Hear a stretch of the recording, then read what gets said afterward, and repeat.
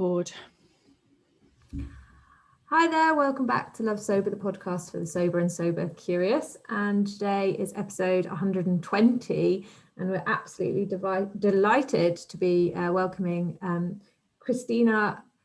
Oh, I can't say it, Spavoka. I'm so sorry, from Movendi, which is, well, she will tell us what it's about, but a activism charity, is that a good way? An organisation of social change around the impacts of alcohol and raising awareness about how it impacts lives in many different ways. And we've been kind of following Movendi's work for a while now, and everything they post is incredibly relevant, incredibly challenging sometimes, but so important. And so yeah, we're super stoked to kind of have this conversation and dive into what brought her to this work and what they do really, and especially in regards to kind of women's health and motherhood and children, which is obviously focuses for us.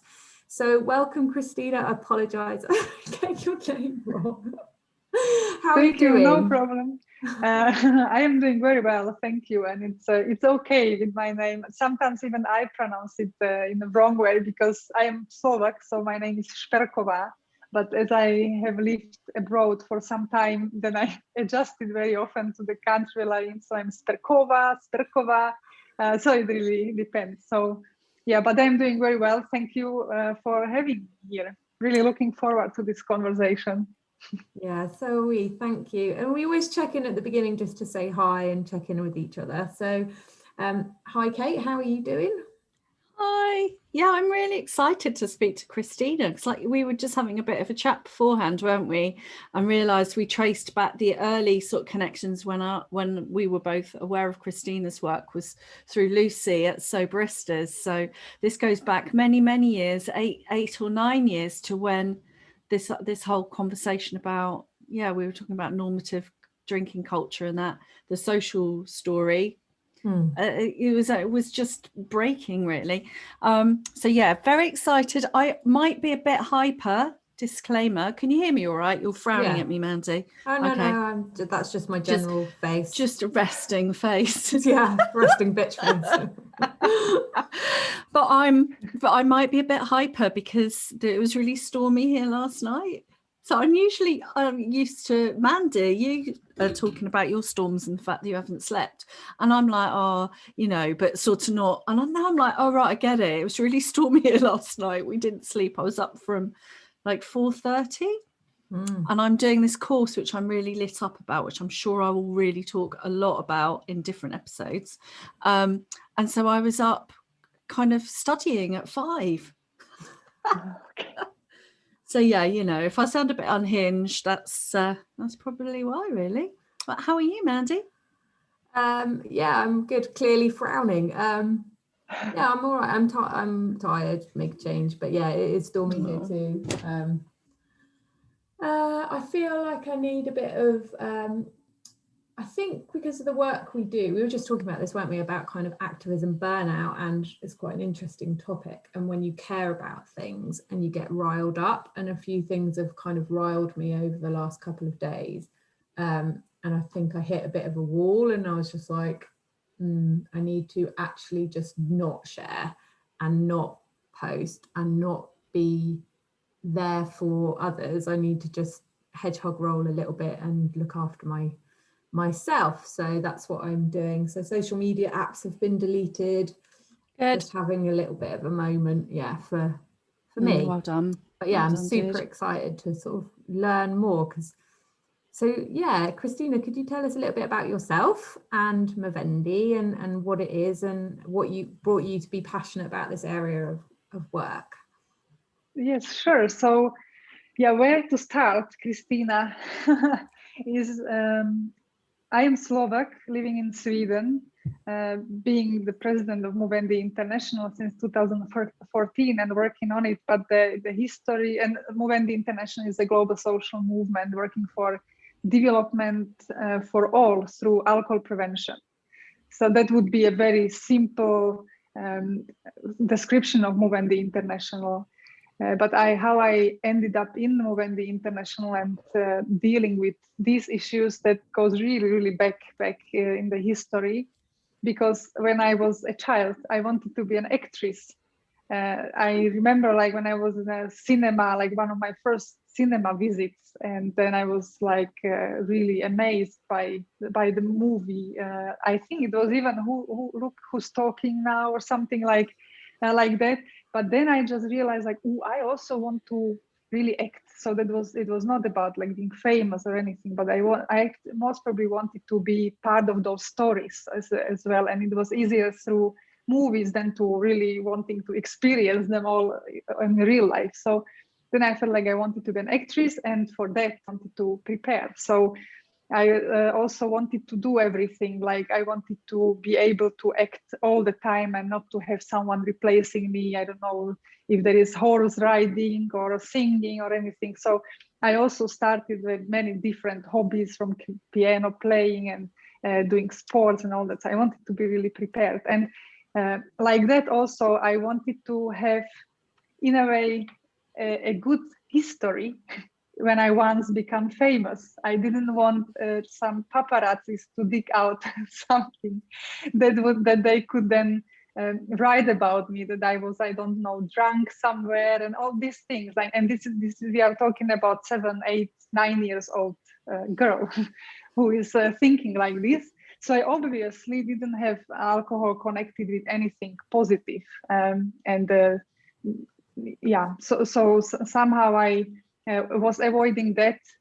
Also, like, of course, like young people should not use alcohol before 18 according to laws, but of course people around me did that. But as I was preparing for this career, it was really not attractive for me. But then the actress dream that evaporated somewhere. But then I was doing sports and I was playing handball. So when I was around 14, 15, then I knew that I wanted to be a professional handball player. And then, of course, then again, like then they were training several times a day. We had to train, and I had to be in good shape all the time. Then again, alcohol really wouldn't work. I wanted to have my body under control. So all these were very like individual reasons, very, very health related reasons. But what is also important to say is that there was very little alcohol around me in our family. My parents were teachers. We were in a small town. My mom actually was living sober, which I then didn't really reflect. But it was not a normal part of our life. And then later I understood that, for example, my mom's father had alcohol problems, and there were huge family problems because of that. So she never had also like positive a relation to alcohol, and then because of that she didn't use it at all. And so it was not, I couldn't see it on a daily basis in my family and stuff. So I think that also influenced it a lot in my view on alcohol.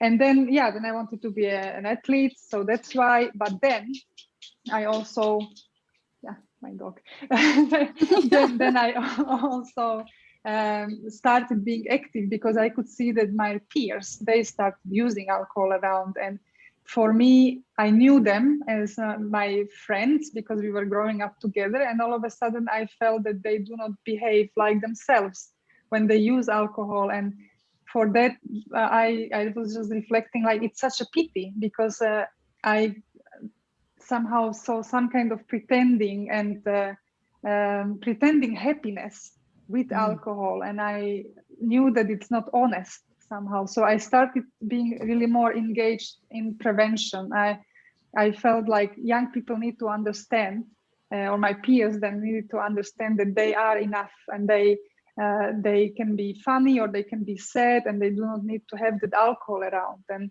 that's how I started being active on the local level. And then through that activism, I met then Movendi International in some international youth camp, actually in 1999.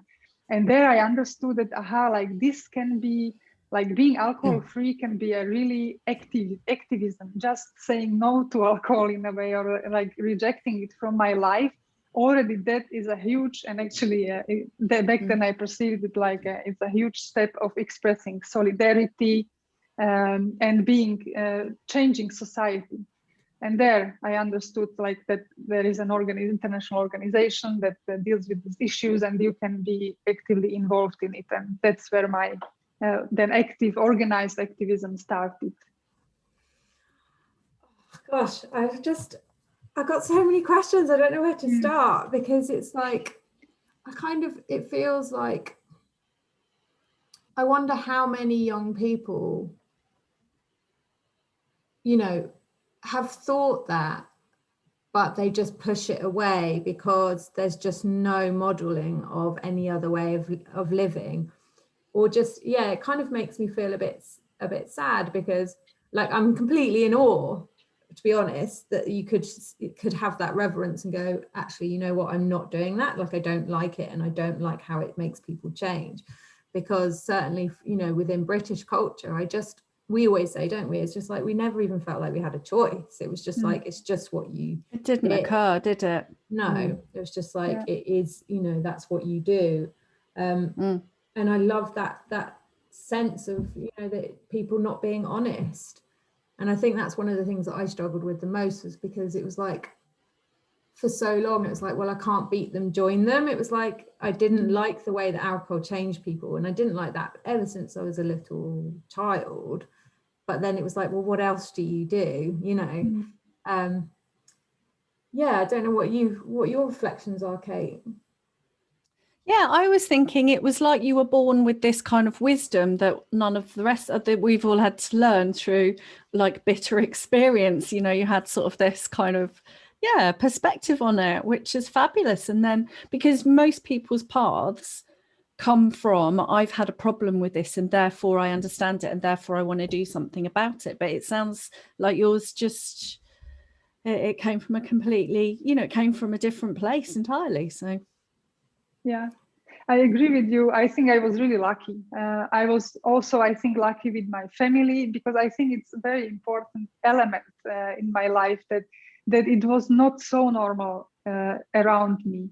So I didn't have that kind of message or information that I should. Like, I could see adults who didn't use alcohol, even though, of course, I saw many that did.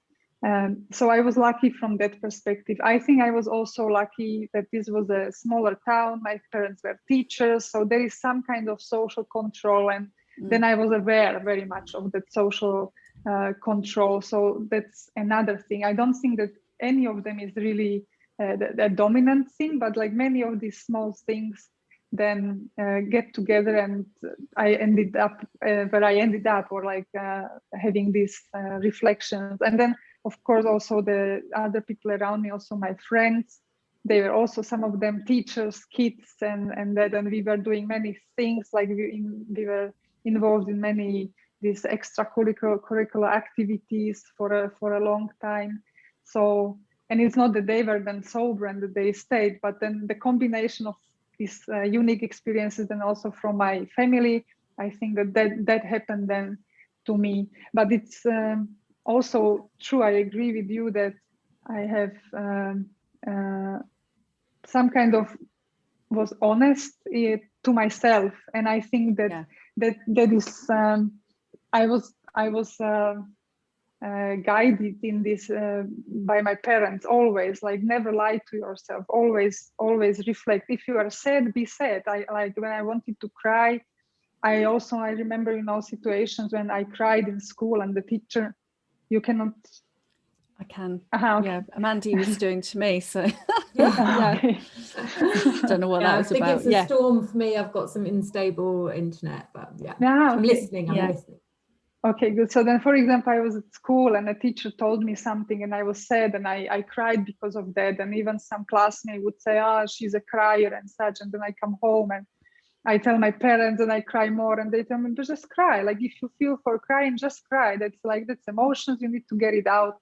So I think that I was really, really lucky that I had that kind of childhood, and that they brought me up that way. Yeah. Yeah, and I love just this. one thing I was going to say on that, because what you've said about it not being modelled in the home, I find very interesting, because we've talked about this on the podcast, haven't we, Mandy? And I have often within my friends who are in the, outer, not in the sober sphere, as we would say, I've had this leveled at me so many times that it's extreme not to drink, and that it's much better if you model some kind of moderate behavior. And it's just, and my point was obviously, no, you need to model it, not drinking being completely a viable choice as well. And that message just is not out there. It's like, oh no, you mustn't be extreme. We mustn't be either extreme one end or the other. You've just got to be doing it a bit. And that is really insidious, right? But what you're saying is actually you've come from that background where it wasn't, it was not present. And yeah, you are right. And it's also scientifically proven that parents who are not inviting their kids for alcohol, that the kids then are really better off also in the future. So it's a myth that you need to give it to the kids, and then you will have some kind of control over their alcohol use, or you will create a relation with them, and then they will not go behind your back. And it's not about it. And of course, it's not only that, like the parents need to communicate with their kids and understand them. And there is the whole dimension of the relations simply. But offering alcohol to kids in a preventive way, it really doesn't work. Yeah. Yeah, and what I found really interesting was one of your posts recently about kind of the impact of, when we're not talking about dependency, but we're talking about, regular, normal drinking within the home, that, it does have an impact on the anxiety of children and the way that they impact in the world. And I think this is something that, because we live in such a sort of socio-normative society where it's like, it's just is part of it, there is a real kind of cloud over what's going on really. And, and certainly from my experience, I definitely felt that, like I didn't like when people changed. And my parents are not alcoholics, they have a normal sort of relationship with alcohol, some wine with dinner. But for me, you keep doing air bubbles for people who are listening in, air quotes around the word normal, just so that people know. Yeah. But yeah, it impacted me. And I think that's where this especially this myth about kind of, normative drinking or modeling moderation around your children is a positive thing. And it's actually, it's really not. The conversation is like, why do you want to drink? Why are you interested in it? How are you feeling? How else can I help you to support your well-being? Not just like, well, let's drink together and get a bit drunk so you know what it feels and I can, try and get you to have some sort of limit with it. Yeah, and it's not asking enough questions about it. That's what it is, isn't it? Yeah. It's treating the surface level of, oh, well, if we do this, then they won't do that. But it's not going deeper to question anything else, really. Yeah, and maybe sometimes it's also the easy way, really, like just to, I would even say that it's also like, the kids are now, for example, in puberty, and that's why they behave like this, and it will pass. But it's also not true. Like it's also in a way shortcut. Like they can also have a very, very peaceful developments also through this age, if we are discussing emotions and what's going on around and learn how to deal with it. Do you know, I find it it's whenever we get into this conversation, I can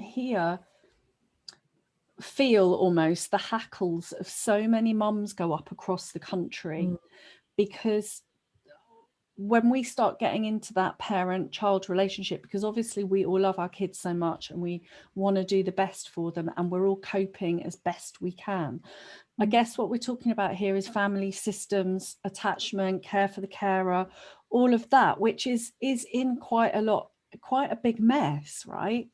I don't know what your thoughts are on that and how you work within that. like what okay, let me think like what to really answer, because when it comes to our work, then it's really a lot about norms, and really reflecting the norms that are also then in families and in societies, and working with that, and like through understanding the norms, then you also start being honest, for example, to yourself, and then these relations. That's one part how we are working with. But the other part is also this, that we are discussing about the impact of the changed behavior that the parents demonstrate when they use alcohol on kids, because we need to simply say that, even though it can be hurtful, and as you said, like, parents love their children, they care for that, and they definitely do not want to harm them, and for example, then they are in the evening and having some alcohol, I don't know, wine glass of wine or something, and then they change their behavior. They are maybe a little bit more funny than they usually are, or like they are a little bit maybe hugging the kids more than they used to, or the other way around, like maybe they don't pay that much attention because they want to relax. And it's important to have that conversation, that kids really perceive these changes, that the kids are very sensitive to the behavior that is around us, because that's the basic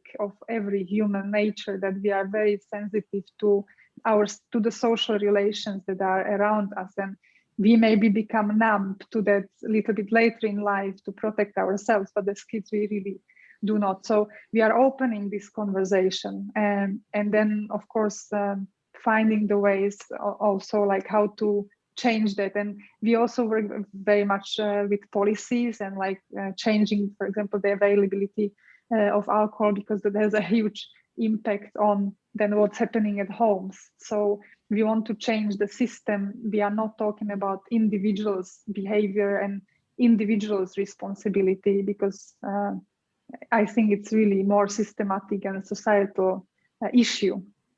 Yeah, and I mean, you've talked a lot about kind of, you know, women's health in general, or the health of populations, you know, and the way that sort of alcohol and big alcohol impacts on poverty. And, you know, so it's looking at, as you say, a societal shift rather than looking at individual behavior or blaming or shaming, because we're all victims of the system, right? So you've got to go higher up to make that change. And so what are the main concerns in terms of women's health, motherhood, and that area, which is obviously us? I mean, we were the victims of that system.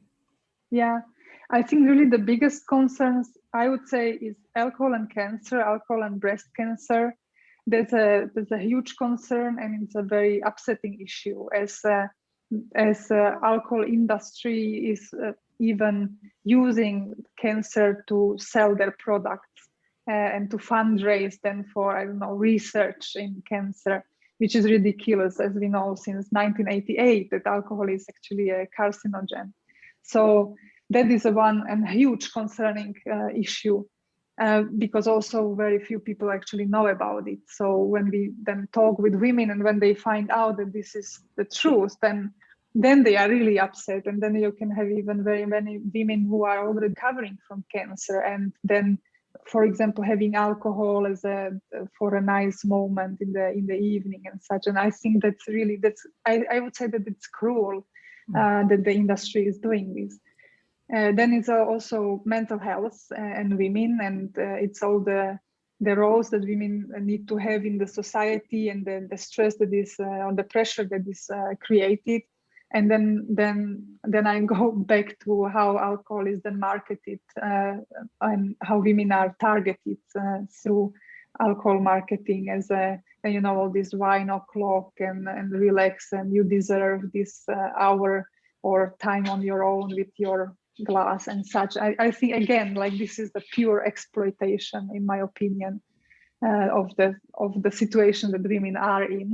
And then of course, when it comes to, for example, and it's also a huge concern when it comes to pregnancies and alcohol use, and that is even because now we are even understanding more and more that even before conceiving is important not to use alcohol, so the baby is not somehow impacted by that. And that's information that is really not out there. And this is not only about women, but also about men. Like if a couple knows that they want to have a child, then they should actually, the best is that both of them do not use any alcohol.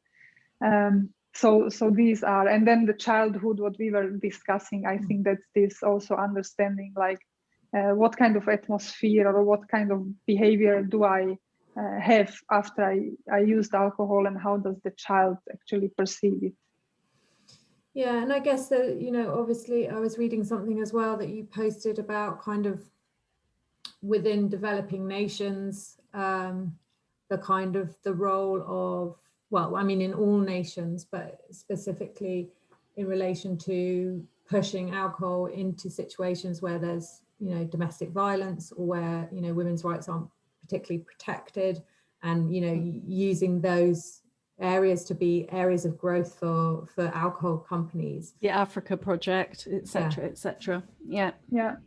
And it's actually good that you mentioned it, and I feel even ashamed that I didn't say it, but gender-based violence and violence at home caused by alcohol is really, it's a huge issue in both parts of the world, like the global south, global north. And we could actually see during the pandemic a lot that the violence at homes has increased with also increased alcohol consumption. So, do you know, I love that. Sorry, I just wanted to reflect quickly, because I feel quite emotional talking about this. We talk about it a lot. We've talked about it. We've, you know, talked about it in our book and stuff. And it's, you know, that activism side and the social piece, because both Mandy and I have sociology backgrounds, and she worked in, you know, looked at, dealt, you know, specialized in racism, didn't you? I was, you know, did a lot about, but a sociology background. So I was always looking at the social piece. You know, we're not islands, we're not on our own, we're part of this fabric. So what's, if it's happening to the individual, it's happening on a social level. And it's very a relief when I hear that mirrored back, you know, and especially in the early days. No, it's not just you, it's this big, you're getting all these messages. This is sewn into the fabric of your experience. It's no wonder it's confusing for you. It's no wonder it's hard. And I kind of like, just it's making me feel emotional in terms of like, oh, so good to remind ourselves of that, because there's a lot of shame that goes with this piece as well, with women in families, then with the kids, us all trying to heal from this sort of toxicity somehow. It's somehow laying the blame where it needs to be laid is an empowering piece to be working with. Absolutely. And this is like what we can see, that the industry is really trying to put the responsibility on the individual users. That's really thought through tactics. We can see it in the advocacy work, where we are advocating for these populational policies that will actually change for the system changes. And then industry is really opposing these and is always talking about just teach people how to use alcohol and they will take the responsibility and then they will do it. And we definitely know that not in this world, and not with all the pressure that is really created, that would be happening.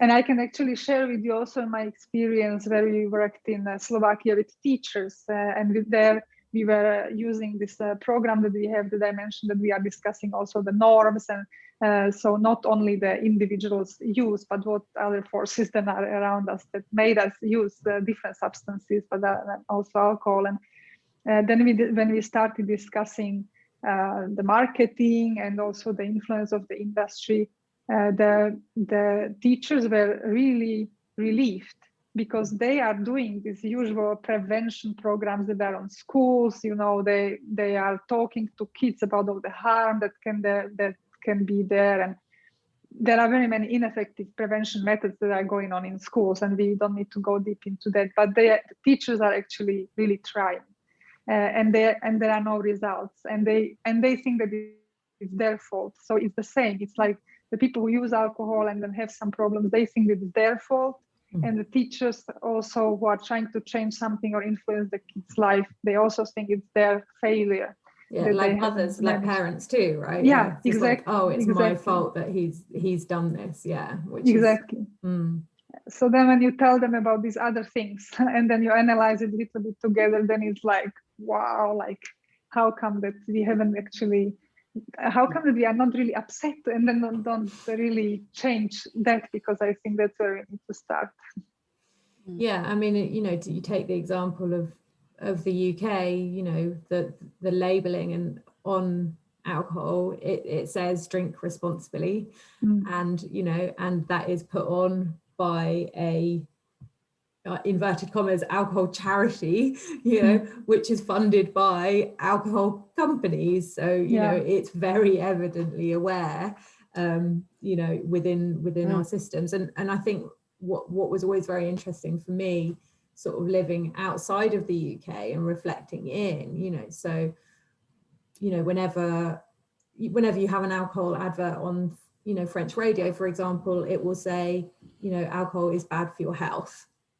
You know, the first message, take care and drink moderately, you know, whereas the UK, it's like drink responsibly, it's on you. It's your responsibility. And also like it's a moral. There's a moral thing. And also, you know, how you, there was a sort of an article about the amount of deaths in France from alcohol, and it was, you know, in the millions. And then there was an article about the UK, and it was like, it was in the thousands. And I was like, hang on, that can't be right. Like my experience of British drinking, that can't be right. And my experience of French drinking, like that there is this massive kind of difference, you know, and in the UK, they only sort of report alcohol, direct deaths from alcohol. So it's only like liver cirrhosis and liver disease. Whereas in France, it reports all related deaths to alcohol. Accidents. So accidents, you know, heart disease, cancers, you know, so it's like when you start to learn this stuff, it can be a really powerful tool in your choice not to drink, as you say, to see it as part of solidarity, which I love. And I so needed that for personally, you know, to be like, right, I'm actually doing something that is meaningful. I'm not just like, you know, I'm not just not drinking, I'm actually doing something that is about social change, essentially. So yeah, sorry, that gets me really excited. No, it's exciting though, because this is we're in our group, we're looking at Female Empowerment Month, you know, to tie in with International Women's Day. We've got Mother's Day in the UK. So in our community and in our sort of, you know, what we're focusing on this month is female empowerment. And I know that there's going to be a lot of people, I know from our community, listening in that it's that fire in the belly that you need often, you know, that can really help push through tough times and give you that fuck you, you know, we're not going to win here, you know, and we all need a bit of that from time to time for sure. So absolutely. And but also what you were saying, Mandy, about the solidarity, like also I didn't mention it in the story, but that was a very strong experience for me when in the youth summer camp that was international, I attended, and there were these many activists in this, that there I actually learned about children from homes that are growing up in homes where there was some alcohol problem, or the kids were simply upset with the use of their parents, whether they were diagnosed as addicted, or they just were using alcohol and the kids didn't really like it. And that was also an eye-opening thing for me, that the young people actually really do not like it and carry it with them, and it is really influencing their also performance at school, their view at life, and just by not using alcohol around them can already improve their lives. So that was also another solidarity aspect for me, that just I decided back then I will really consciously create environments around me that are alcohol free, so other people have chance to also be alcohol free, and whether they want to be it only when they are at that moment or they want to do it throughout their whole life, I don't care, but around me they will have that freedom. I love that. I absolutely love that. And what I was thinking about the other thing that we're told about alcohol and it being the way we connect. In the UK, we're very much sold that message. We're sold many messages about it. But one of them is definitely you can't connect to other people without me. And again, because of the stuff that I'm learning in terms of nervous system and us as that vital connection piece. Again, you said that it was cruel, some of the messaging. And I find that cruel because when we are hardwired to connect with other people and do meaningful things together in communities, you've got a destructive force like alcohol. And actually, when you numb out, you lose that connection with other people. So it's absolutely the opposite. So there's so much about this that like you said, and I love that idea of creating alcohol-free spaces. And we've talked about this, haven't we, about being an advocate, an allyship around it. Yeah. That maybe you don't identify as an alcoholic or have alcohol problems, but companies and organizations could come on board to be allies and provide alcohol-free thing. Is there stuff that, like, do you do any work with that with Movendi? Again, interesting question. And because now I was sitting here actually and thinking a little bit more about this and this creating alcohol-free environments. And now let me think, because I have to collect my thoughts. I had something that I just lost.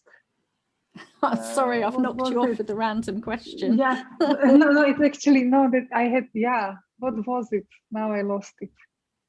Anyway, please repeat the random question and I will answer then the question. It was about this idea of expanding and encouraging allyship and alcohol-free spaces in organizations and, the work functions, office parties, that kind of within organizations awareness raising. Yeah. Yes. So yeah, that's a good point. Like what we are doing is that we are working with the alcohol in workplaces.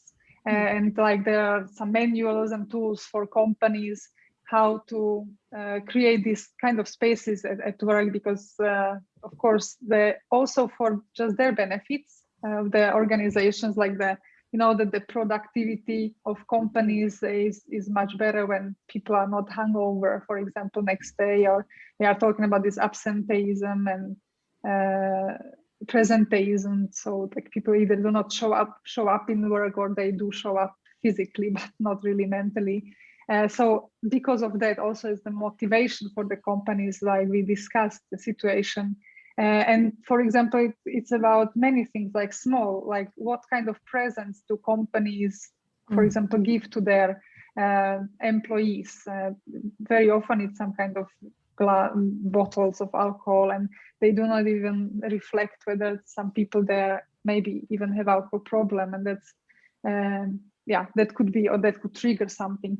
So that they start first of all reflecting, like how they in their company culture discuss or talk about alcohol, and then also how they treat alcohol, whether everyone expects it for all the evening or some parties afterwards and all that. So from that perspective, we work with that, like provide some guidelines or manuals for workplaces. Yeah, and that just reminded me, that kind of, because it's so, again, it's like dismantling your own experience and, being conscious of your decisions around alcohol.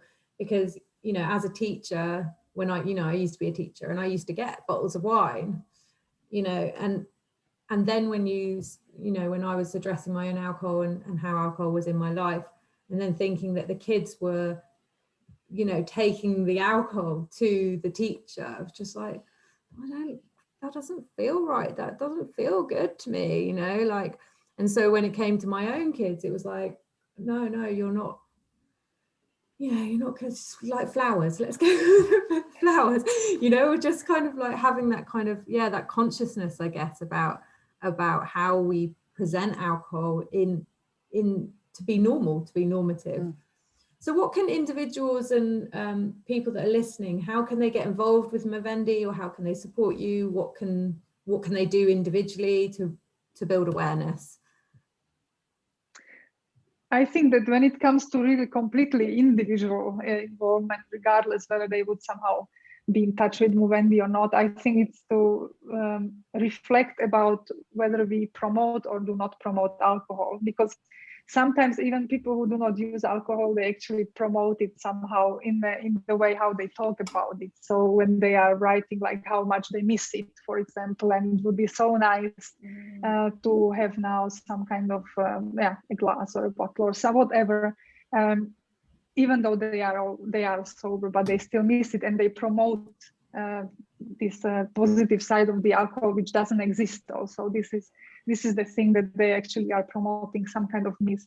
And then there are people who are using alcohol but never mention it, like it's some occasional use, and it's like really it's irrelevant in their lives. And I think that they do bigger service to the society just because they are not really promoting it. So I think that's a very important thing, and like how we can change and on individual level is, I think, by creating this first of all not promote alcohol, and second this creating of this alcohol-free spaces around us that mean really a lot, and I think they mean more than we get to hear as feedback from people.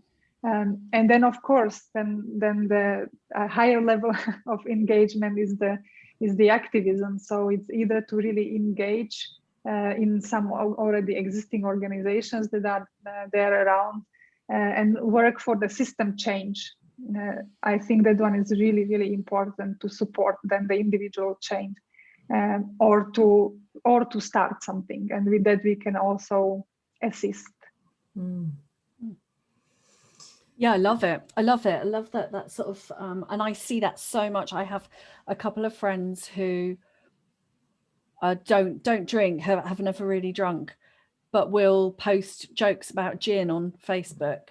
And I have had a word actually. I won't mention who, but yeah. And there is that like, you know, and it's like, just stop it, stop promoting it. Yeah. Be an ally. Yeah, and it's really interesting because that's really simplistic, you know. It's really it's kind really of easy like to do. It's like, okay, what you do in your, you know, your own choices, your own home, it's like that, you know, that's for you. But it's this, presenting it, the normative nature of it and promoting it can be incredibly harmful. And in the other, you know, and it's two simple things, isn't it? And also, you know, by creating alcohol-free space, that means that, you know, when people come, it's like, what would you like to drink? I've got tea, I've got this, you know, you've got choices, you know, and that's the thing for me, is that when we've had this message of kind of like, because I believe that at certain points, I don't know whether it was the addictive voice in my head or what I actually believe, but I believe that I kept on, one of the reasons why I kept on going back to drinking, even though it made me incredibly anxious, depressed, sad, shamed and all the rest, was that I was like, I need to model, you know, drinking to my kids in a way that is, you know, normal, or in a way that's moderate. But you know, the absolute kind of joy has been when I removed it completely and live alcohol free.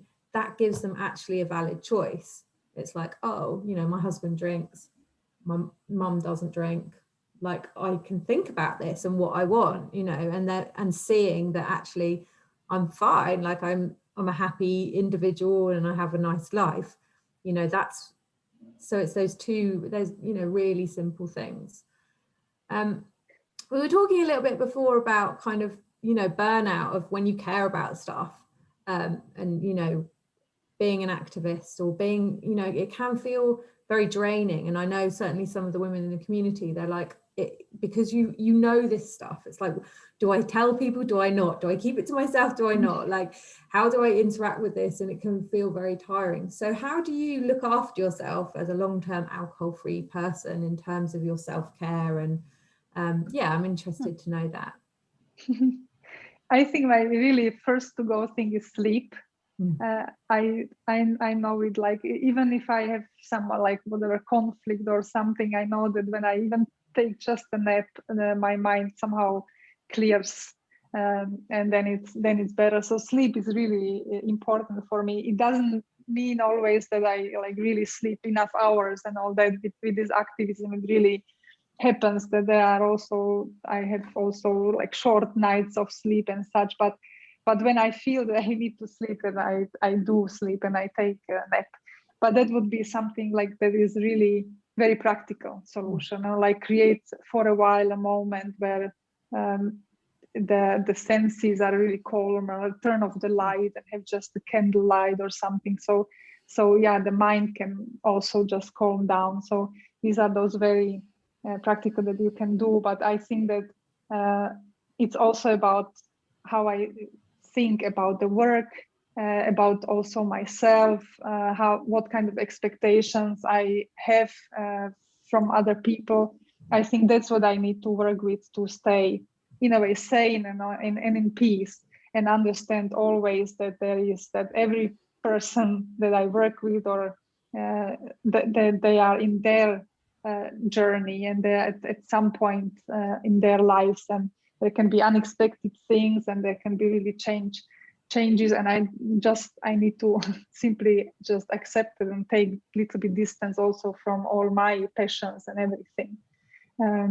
And then recently, that was really very, very nice, because we also discussed about it, that sometimes the burnout comes when things are not really going well. Like when everything is really going well, then you somehow generate the energy, and then you go on, and then you do things. But then when you then bump into some kind of obstacle, then it comes, and then it can really fall apart. And just recently, I was talking to a friend of mine who told me that a change that you want is happening, even though you do not see that it's happening. And I think it's really, and then it actually demonstrated in life recently also, that really there are so many things going on, and maybe we just don't see it, but there has to be some kind of basic trust or something that the things are moving, even though we just simply don't see the biggest change. I love that. I love it. I often say to myself, as part of my big learning, ongoing learning, and I often say to my clients as well, this often when you start being alcohol free and you put those steps in place, time takes care of things as well. If you kind of repeat and you put your days together and you look after small steps, you don't have to do the whole process. Nature and time, and like you say, that all the other things that we can't see work their own cycles and their own mysteries, and so you can't to get out of that trying to control everything. And I think that that's such a thing that people have, that I see in terms of people who are on the sober path, who've used alcohol to soothe themselves, to manage their lives. There is that sort of, how do I show up in my life? What can I control? What can't I control? Or trying to control alcohol for so much of the time because I feel so out of control. And that trust, that sort of that dance, if you like, and that interplay is something to be learned, I guess, for many of us, part of being human, right? It's a beautiful way of putting it, though. Yeah. But okay. what works what works is really to be observant to life, because I think that there are always these kind of small proofs that something is happening, or that the wishes are coming true. But then it's good to be open, and I think that there also to be alcohol free really helps because then you are much, then you perceive, then you can actually see it, and then it's confirmed, and then it just gets better. Oh, I love that. And it's signs of life. So true. And we when we're rushing through and just existing, we miss all those things when we're not present in our own lives. And well, thank you. It's been a hugely inspiring chat. Is there anything that Movendi is doing at the moment that you want to tell us about, or is there a focus for 2021, or anything that you fundraising? Let us know how we can support you. Movendi is right now really big, because I didn't maybe mention it, but Movendi International is working really a lot with alcohol policy advocacy, and there we need to, at the moment there is a huge process going on with World Health Organization that is preparing an action plan for countries how to reduce alcohol use and then the harm connected to alcohol use. And now there are huge consultations. So actually, our big focus at the moment is to really mobilize people to demand from their governments to engage in this process and actually have a much better vision than they have had until now when it comes to alcohol, reduction of alcohol related harm. Because I think that many countries, too many, are visionless. I think that many really accepted the situation, and 3 million people dying because of alcohol every year, and it's more or less like, what can we do? It has always been here. It will always be like that. And I think that what we now work with is to change that kind of vision, and we need more people to want their governments to have another position here. So that's a huge focus. And then the change of the alcohol norms. So we are analyzing it, and we are preparing actually a book about that, like alcohol expectations, society, placebo, all that. So when it's ready, then we'll be really happy to share it with you, and that, that the people will read it. I think it will be revolutionary. Please come back on and tell us about the book at some point. That'd be amazing. Yes, we'll do that. Yeah. Okay, well, we always finish the podcast with your reason to love sober, your reason to love being alcohol free, and if you have a tip of the day for people. So what would be your tip for people if they want to change their relationship with alcohol? Yes. So I mean, I think that the reason is really the freedom. I think maybe it's a cliche, but it is like that, and it's the honesty. I would say that we get when we do not use alcohol, because then we really can dig deep and solve our lives and grow personally if we want to grow, or even stay if we want to just stay and not grow. But it's at least a conscious decision. So yeah, getting to know a little bit more yourself, I think that's a huge motivation. Oh, I love it. Well, thank you so much. Yeah, I'm feeling really inspired. Really inspired. Yeah. And yeah, I'm sure we should talk more. We should talk more at some point. Yeah, we'll put all the links to Movendi below. Follow them on Instagram. They do really, really great posts, which really kind of continue that fire in the belly and just educate, and I've learned a lot. So I really recommend people checking them out. So right. Yeah, do that. So thank you so much. Thank you. And so if you're immediately concerned about your drinking, just reach out, send up a flare. If you're in the UK, Alcohol Change, lots and lots of resources. Do check out Movendi. Also, your local GP, agencies of support. Send up a flare in the sober community. There's lots of us.